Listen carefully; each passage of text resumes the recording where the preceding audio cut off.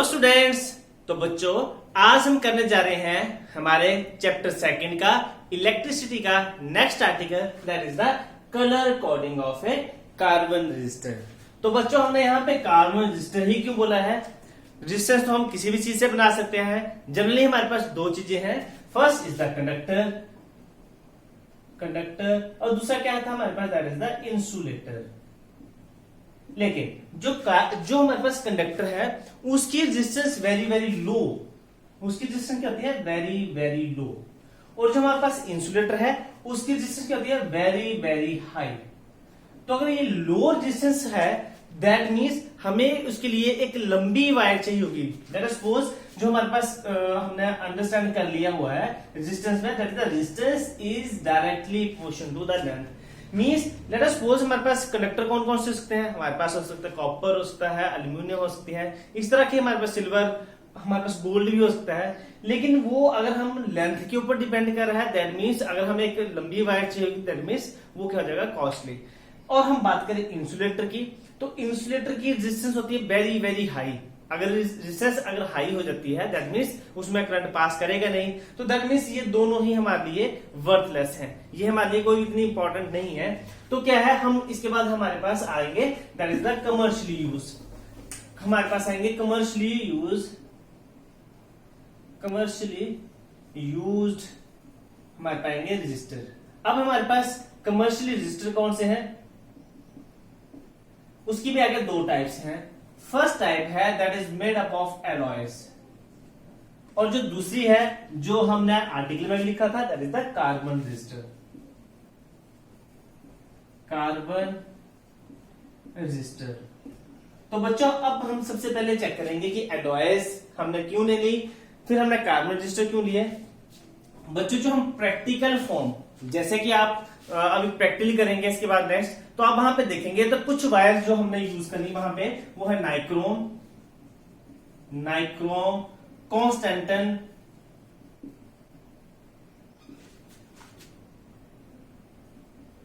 फिर हम यूज करेंगे मैग्नीन। हम इन वायर का यूज करेंगे, लेकिन ये वायर भी किससे मेड अप ऑफ है? ये भी किससे बनी हुई है? ये बनी हुई है मेटल के साथ। और आपको पता है जब हम ज्यादा रेजिस्टेंस लेंगे तो दैट मीन्स हमें लंबी वायर चाहिए, और वो फिर क्या हो जाएगी? कॉस्टली। तो जो इनके ड्रॉबैक्स थे, उनकी लिमिटेशन थी, लिमिटेशन जो फर्स्ट है दैट इज द कॉस्टली। ये क्या होते हैं? कॉस्टली बने होते हैं। दूसरी बात है इनकी लेंथ भी बहुत ज्यादा होती है, that means they are not compact. So not compact. Let us suppose मेरे को इतना छोटा सा अगर मेरे पास कोई डिवाइस हो और उसके लिए मेरे को इतनी लंबी वायर हो जाए, तो हम इसको कहां फिट करेंगे? तो दैट मीन्स ये कॉम्पैक्ट नहीं होंगे। तो ये हमारे पास दो चीजें आ गई। हमारे पास थी एलॉयज। एलॉयज की होती है, हाँ, इसमें से एक बात और कि जो इनकी रेजिस्टिविटी है, रेजिस्टिविटी जो इसकी हम इसको बोल सकते हैं, इसकी इंपॉर्टेंस रखते हैं, जो इसकी रेजिस्टिविटी है that is does not depend of temperature, means independent of temperature. ये टेम्परेचर के ऊपर डिपेंड नहीं करती है। तो ये तो आ गई हमारे पास कमर्शियली यूज्ड रजिस्टर। कौन कौन से आगे? एलॉयज आगे। और सेकंड क्या है हमारे पास? That is the carbon register. अब कार्बन रजिस्टर क्या है, पहले इसके बारे में देख लेते हैं। हमें पता है कि हमारे नेचर में कार्बन हमें बहुत ही इजीली मिल सकता है। हम क्या करते हैं, कार्बन के पहले हम पाउडर बनाएंगे। पाउडर से बनाने के बाद लेट अस सपोज हमारे पास एक पेन है। इस पेन की जो रिफिल है, मैं इस पूरे पेन की बात नहीं कर रहा हूं, इसकी रिफिल की बात कर रहा हूं। तो इतना रिफिल का हम पाउडर पहले बना के इसको हम ऐसे एक वायर जैसी बना लेंगे। तो ये क्या बनेगा? ये हमारे पास लंबी जैसी वायर बन गई। लेकिन हमें छोटे छोटे कंपोनेंट चाहिए, तो हम क्या करेंगे, इनको कट करके छोटे छोटे पीसेस ऐसे करके अलग कर लेंगे। तो इन पीसेस को हम लेके, ये इसको थोड़ा मैं मैग्नीफाई कर रहा हूं, इन दोनों एंड पे हम मेटल की, इस तरह भी मेटल की हम कैप लगा देंगे। मेटल कैप हम क्या लगाएंगे? इसको मेटल कैप, इस तरह इसको भी और यहां भी, और जिससे कि क्या हमारे पास रेडी हो जाएगा कार्बन रजिस्टर। अब इसकी इंपॉर्टेंस क्या है? जनरली जो हमारे पास इसकी जो लिमिटेशंस है वही क्या बन जाएंगे इसकी इंपॉर्टेंस।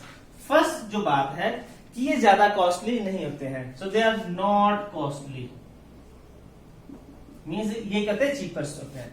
दूसरे जो है, जो हमारे पास क्या था कि मैंने बताया आपको कि बिल्कुल स्मॉल स्मॉल छोटे छोटे पीसेस होते हैं जो जिनको हम किसी भी सर्किट, कॉम्पैक्ट सर्किट उसमें डाल के, जैसे कि लेट अस सपोज हमारे पास एक छोटा सा कॉम्पैक्ट सर्किट है, इसमें से बच्चों आप देखेंगे तो ये जो है ये है रजिस्टर, ये वाला ये और ये सारे रजिस्टर है। मैं आपको दिखाने के लिए इसमें से एक रजिस्टर निकाल लेता हूं। सो आप देखेंगे ये जो है हमारे पास, ये जो है हमारे पास दिस इज द रजिस्टर। सो आप इसको देख सकते हैं, और आप सर्किट में देखना चाहें तो सर्किट में ये बड़े भी लगे हैं और ये छोटे छोटे जो है वो क्या है रजिस्टर। तो ये हमारे पास आ गए। फर्स्ट ये हमारे पास कॉस्टली नहीं है, दूसरा है ये बिल्कुल कॉम्पैक्ट साइज के हैं जिनका यूज हम छोटे से छोटे सर्किट, कॉम्प्लेक्स सर्किट में कर सकते हैं। तो ये तो हमारे पास आ गया व्हाट इज द रजिस्टर। सो अब हम इसके नेक्स्ट करते हैं।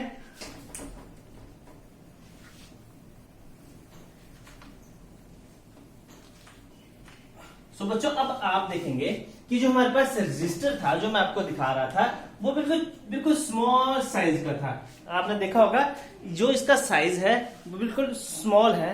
तो बच्चों इसमें भी एक लिमिटेशन है जो हमें वहां से इसको रिमूव करके हम करेंगे। अगर इतना छोटा सा अगर हमारे पास कोई रजिस्टर है तो आप इस पे कोई भी लेट अस सपोज मैं लिखा हूं 553 × 10⁻² ओम इसकी रेजिस्टेंस है, तो इस पे लिखना बहुत ही ज्यादा टफ हो जाएगा। तो इसको सॉल्व करने के लिए हमने क्या किया, इन कार्बन रजिस्टर के ऊपर लेट अस सपोज, थोड़ा मैं मैग्नीफाई करके बता रहा हूं, लेट अस सपोज ये हमारे पास कार्बन का रजिस्टर है, ये कार्बन रजिस्टर आ गया। तो अब हम इस पे लिख तो नहीं सकते, लेकिन हमने क्या किया इसके ऊपर बैंड बनाना शुरू कर दिया। Late us suppose this is the first band, this is the second band, this is the third band and this is the fourth band. So this is the B1, B2, B3 and B4। हमने इसके ऊपर band बनाना शुरू कर दिए। अगर आप बच्चों को ये दिख रहा है तो आप देखेंगे इसके ऊपर 4 बैंड्स लगे हुए हैं। इन 4 बैंड्स का मतलब इसकी एक कोई पर्टिकुलर वैल्यू है। लेट अस सपोज इसके ऊपर जो मैं देखूं तो इसके सबसे पहले ब्राउन, इसके आगे रेड, ऑरेंज और इसके आगे है गोल्ड। तो इस तरह से हमारे पास और भी रेजिस्टेंस में लगे हुए, उसमें आप देखेंगे कि उसमें अलग अलग तरह के कलर उसमें लगे हुए हैं। अलग अलग कलर्स मींस इसकी क्या वैल्यू है, इसकी वैल्यूज है। तो इसमें से जो 2 बैंड है, first 2 band, this is the 1 and 2, ये दोनों बैंड क्या बताते हैं, इसकी न्यूमेरिकल वैल्यू। क्या बताएंगे, इसकी न्यूमेरिकल वैल्यू। और इसमें जो थर्ड बैंड है दैट गिव्स द मल्टीप्लायर।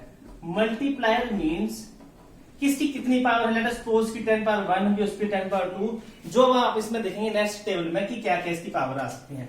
और जो उसमें फोर्थ बैंड है, फोर्थ बैंड बताता है टोलरेंस। टोलरेंस मींस कि इसकी वैल्यू प्लस माइनस अप भी हो सकती है और प्लस माइनस डाउन भी हो सकती है। तो ये हमारे पास था कार्बन रजिस्टर। कार्बन रजिस्टर में याद रखेंगे आप, इसमें 4 बैंड होंगे। कई बार क्या फोर्थ बैंड नहीं दिया होता है, तो जो कलर इसका है इसका मतलब फोर्थ बैंड नहीं है, तो इसको हम क्या बोलते हैं, नो कलर। चलो अब इसको देखते हैं हम आगे नेक्स्ट।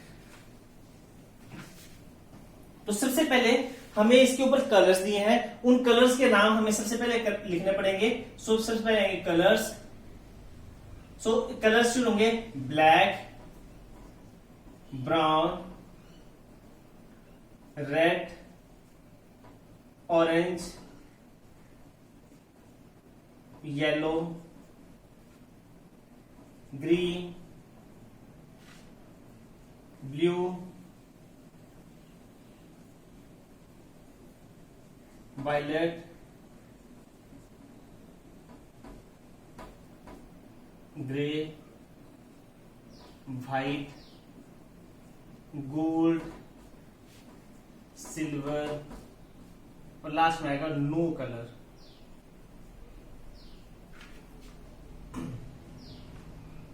सो ये तो हमारे पास आ गया कलर्स। कलर्स के बाद इसके ऊपर आएंगे इसकी वैल्यू। सो वैल्यू के लिए नंबर लिख सकते हैं या हम वैल्यू लिख देते हैं। तो जो ब्लैक है, ब्लैक के साथ आएगा 0, ब्राउन के साथ आएगा 1, इसमें मैं एरो लगा देता हूं कि आपको कंफ्यूजन ना रहे। रेड के लिए आएगा 2, ऑरेंज के लिए आएगा 3, येलो के लिए आएगा 4, ग्रीन के लिए आएगा 5, ब्लू के लिए आएगा 6, वायलेट के लिए आएगा 7, ग्रे के लिए आएगा हमारे पास 8, व्हाइट के लिए आएगा हमारे पास 9। और इनके लिए ये वैल्यूज नहीं आती है। इसके जो नेक्स्ट आता है वो आता है मल्टीप्लायर। मल्टीप्लायर आपको लर्न करने की जरूरत नहीं है वैसे, कि जो इसकी 0 1 2 3 अप टू 9 है वो आपने 10 की पावर से बनाना शुरू करना है। Let's suppose this is 10 power 0, this is 10 power 1, 10 power 2, 10 power 3, 10 power 4, 10 power 5, 10 power 6, 10 power 7, 10 power 8 and 10 power 9। क्योंकि इनकी वैल्यूज नहीं है तो हम यहाँ पे नहीं लिखेंगे। तो इसके नेक्स्ट आता है इसका टेबल के लिए, दैट इज अ टॉलरेंस।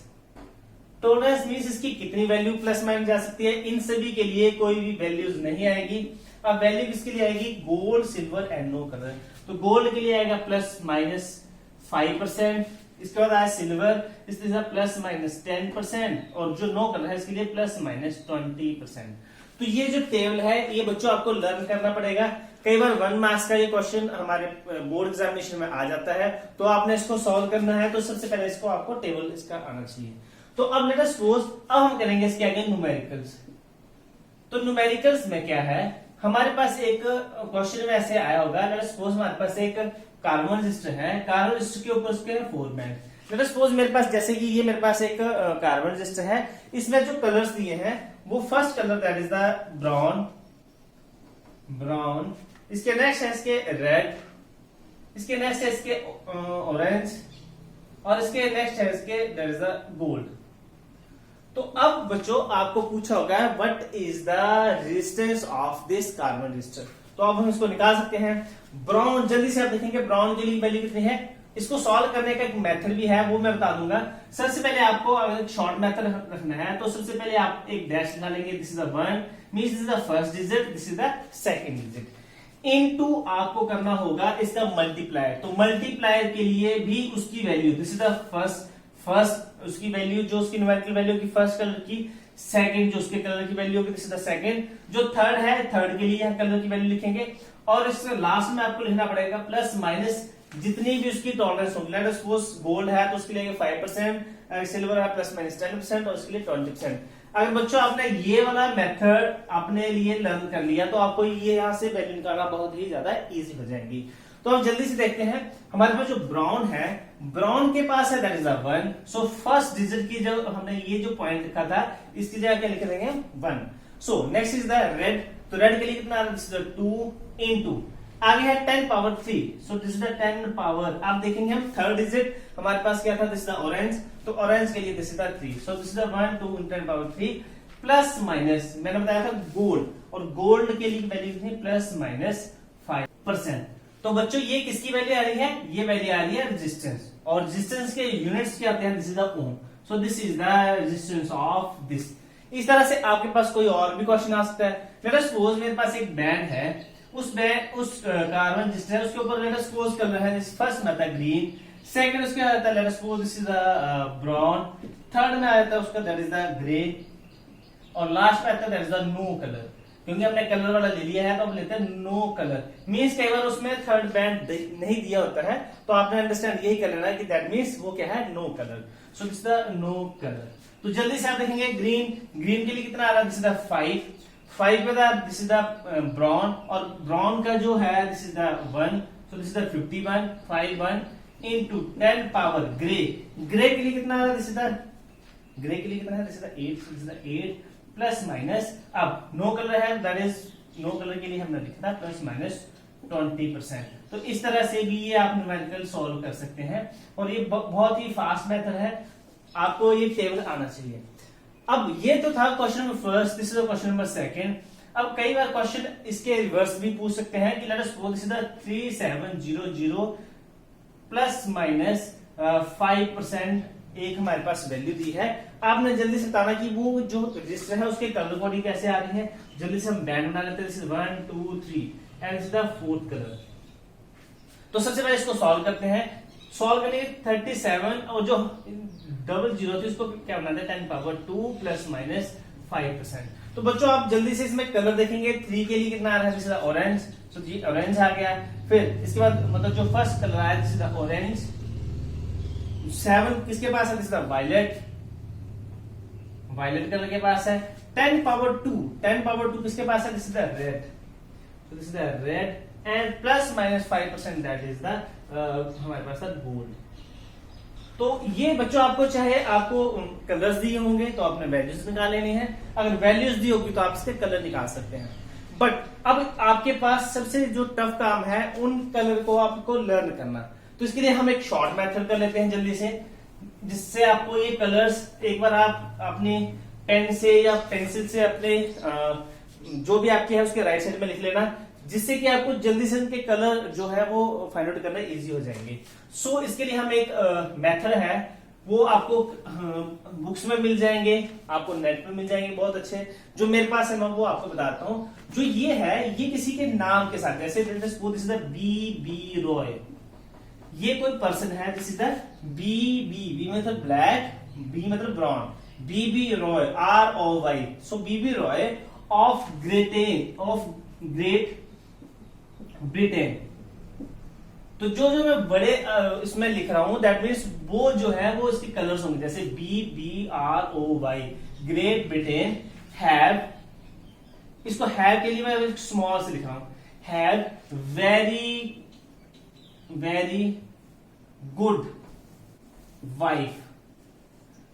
ये एक बीबी रॉय है, उसके पास ग्रेट ब्रिटेन का कोई पर्सन है, उसके पास वेरी गुड वाइफ है। उसने क्या कि बेरिंग, अब इसमें एक आप छोड़ सकते हैं, बेरिंग गोल्ड सिल्वर बैंगल्स। अब बैंगल्स में भी ये हम छोड़ देंगे। तो हम जल्दी से देखते हैं कि जो उसका first colour, this is 0, this is 1, this is 2, this is 3, this is 4, this is 5, this is 6।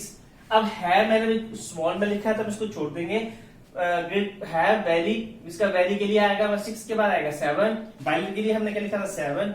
आगे इसके बाद ग्रे के लिए जो हम लिखेंगे दैट इज द 8। बस आपने यहाँ पे ध्यान रखना है कि जो ये वाला कलर है 5 वाला, वो क्या है, किसको रिप्रेजेंट करेगा, ग्रीन को, और जो ये वाला किसको करेगा, जैसे था हमारे पास ग्रे को। और ये वाइफ का W जो है दैट इज द 9, और वाइफ का जो W है that is the white colour. अब इसके बाद गोल्ड के लिए हमारे पास टॉलरेंस थी दैट इज द ±5%, इसके लिए आएगा ±10%, और नो कलर के लिए ±20%।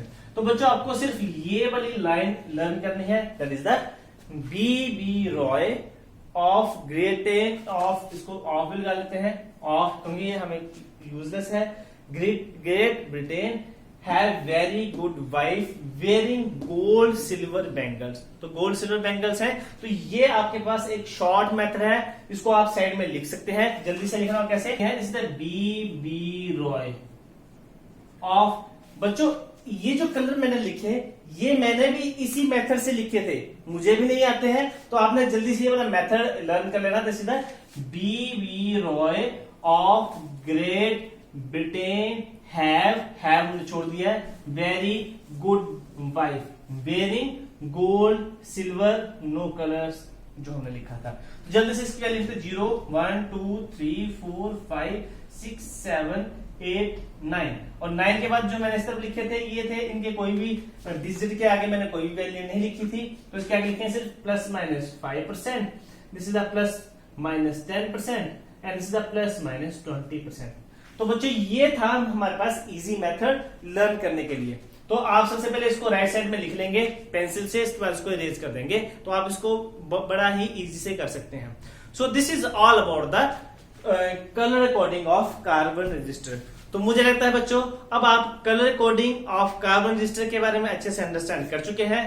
तो अब मिलते हैं हम नेक्स्ट वीडियो लेक्चर में। सो थैंक्स स्टूडेंट्स, तब तक के लिए बाय।